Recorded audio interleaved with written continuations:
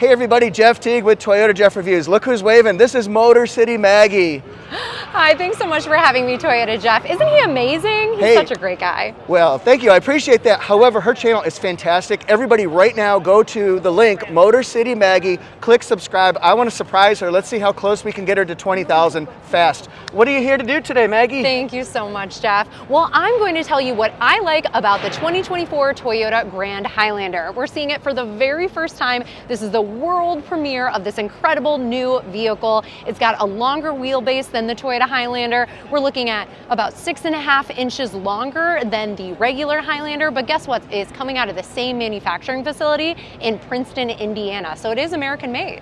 Excellent. So this is kind of interesting because we're doing behind the scenes of behind the scenes. We should do a documentary of behind the scenes of behind the scenes. So Maggie, what can you tell us about the powertrains? There are 3 of them, right? That's right. There are 3 different powertrain options. The first is a gas engine, which is the same as the Toyota Highlander. It's a 2.4 liter turbocharged engine, and it tows 5,000 pounds. Pretty impressive, right? Absolutely. The next is the hybrid model. That is a 2.5 liter 4-cylinder engine paired with electric motors to give you an average of 34 miles per gallon combined. And you know what's impressive about that is the Highlander hybrid can get 36, and that's a much lighter, smaller vehicle, so that's pretty strong, right? Absolutely. Yeah. And then the last option is going to be the Hybrid Max. Now the Hybrid Max will be the most powerful because it's a 2.4 liter turbocharged engine paired with 3 electric motors. Wow. And that's going to give us 362 horsepower, 400 pound-feet of torque, and go 0 to 60 in 6.3 seconds. That is very impressive. We'll get this out on the track, right?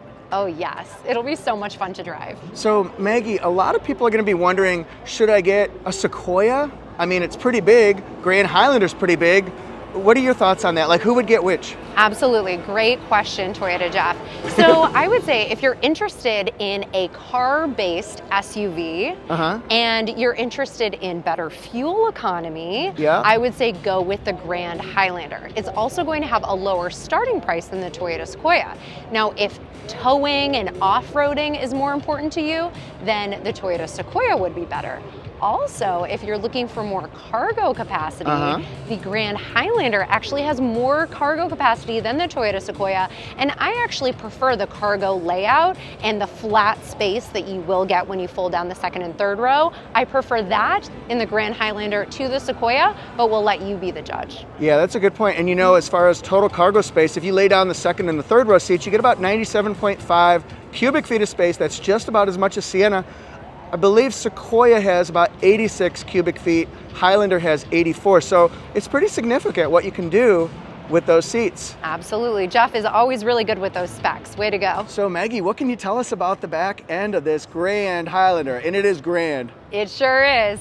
Well, we've got a lot of really cool new badging. So the Toyota Grand Highlander is stamped into the sheet metal to give it a really unique but subtle look. Nice. We also have the Hybrid Max badge, so you know that this is the most powerful and efficient Grand Highlander possible. Right. It also has that, do you see that little circle next to the word hybrid? I do. What is that? That is actually the Beyond Zero badge, and this is the second vehicle in the Toyota lineup to have that. So if you remember, in the past, a lot of the Toyota hybrids would have a blue shadow behind the Toyota symbol. Right. That's going away, and it's going to now be replaced with this Beyond Zero badge that signifies Toyota's commitment to carbon neutrality by the year 2050 and their commitment to electrification.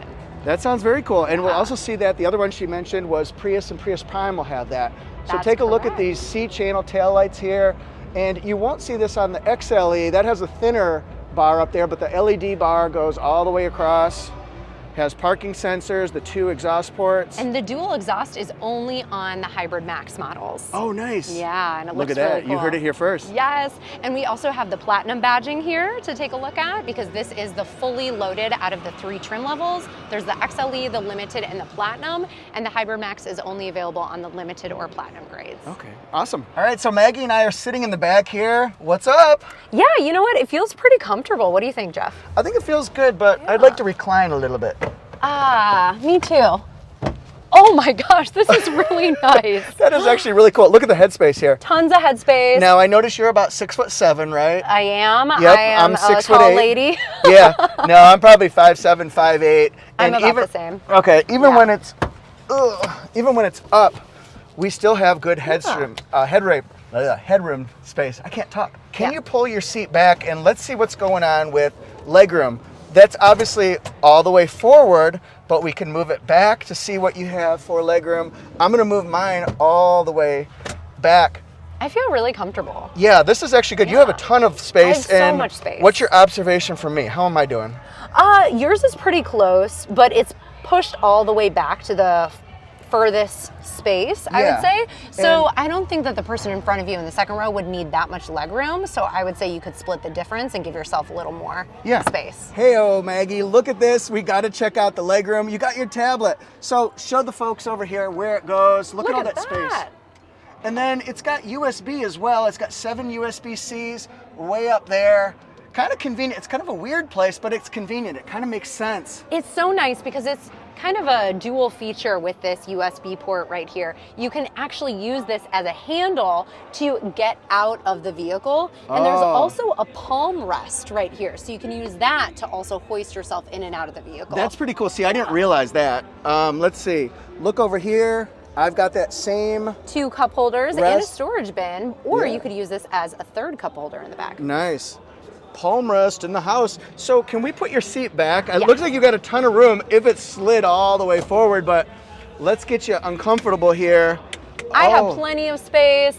I'm ready to go on a long road trip. Where are we going, Jeff? But what can you do in the second row as far as room and versatility? Well, I know I can move that sunshade. I got that part. And look at these huge openings. That could fit like a big, tall sport bottle. That's nice. How about the seats, Maggie? The seats are really comfortable. We have some nice armrests. In the center, we also have 2 cup holders and a little storage bin. We also have climate control for your second row passengers. Heated and cooled seats. What? You get Love both that. Yeah. in the back seat? That's pretty impressive. We have a 1500 watt plug right there and 2 USB ports. That's pretty cool because you can run some microwaves in the back of this. We could be popping some popcorn, yo. Oh my gosh, that'd be great. Yeah. So and then look up at this beautiful panoramic moonroof. Nice. Isn't that nice? But the question is, can we look down on you? Hey. Okay, maybe we can. All right, so what can we do with the seats? So the seats, we can either fold them flat or you can tilt them at this angle and then you can slide them forward so you have 3rd row access. And the tilt is really nice because if you have a car seat in either of these outboard seats, then the car seat can remain in the seat as you tilt it forward. Also, I should mention that there is an optional bench seat so you can have 8 passengers in your Grand Highlander. Right, I've seen that on the XLE. That's nice. And we can actually recline just a little bit. All right, cool. So what can you do as far as sliding the middle seat forward and backward? Right now, I'm gonna forward slide myself and now I'm gonna back slide myself. So there is a little handle over towards the front of the bottom of the seat and you can easily slide forward and back. You can also recline and get really comfortable back here. Nice, you're having way too much fun I know, in this Grand I am, Highlander. just sliding forward and back. Whee! Like, hello, we got work to do. Hey, that sounds solid. Sounds solid pretty good. as a rock. All right, so what do we got going on here? There's a lot of technology, a lot of features. You look comfortable. How are the seats? The seats are great. They have these really nice bolsters on the side to kind of hug your body and keep you secure since this is a performance model. We have leather and ultra suede, and then these really nice bronze accents and some French stitching.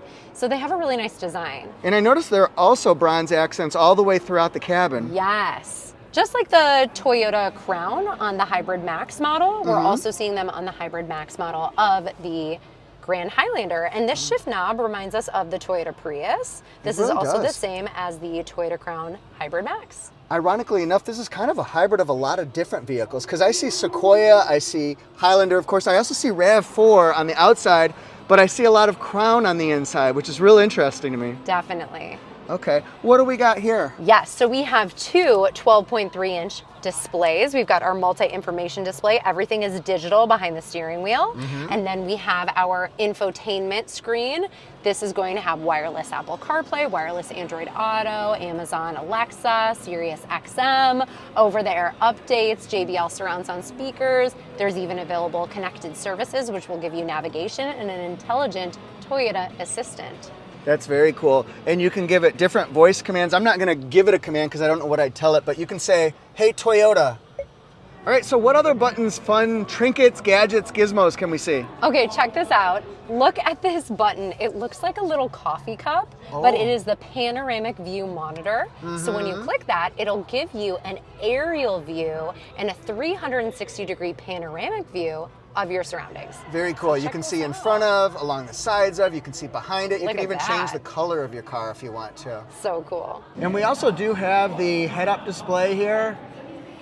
It's a little difficult to see, but I got it set up for my radar cruise control. It's in park, 0 miles an hour. So that's one way you can do it, and you adjust it through the, see if I can get here, to the settings. Right there. Maggie, thank you so much for being in the video. How'd you like it? Oh my gosh, I absolutely love it, and I know you're going to love it too. Make sure you give this video a like and give Jeff lots of support and positive comments. Doesn't she sound so polished on camera? It's like she's an anchor woman or something like that. But anyway, did you click on the link in the beginning of the video? If not, Motor City Maggie, subscribe today. Thanks, Maggie, so much. This was fun. Oh, thanks so much for having me. Toyota Jeff, everybody. All right, see you next time. Bye.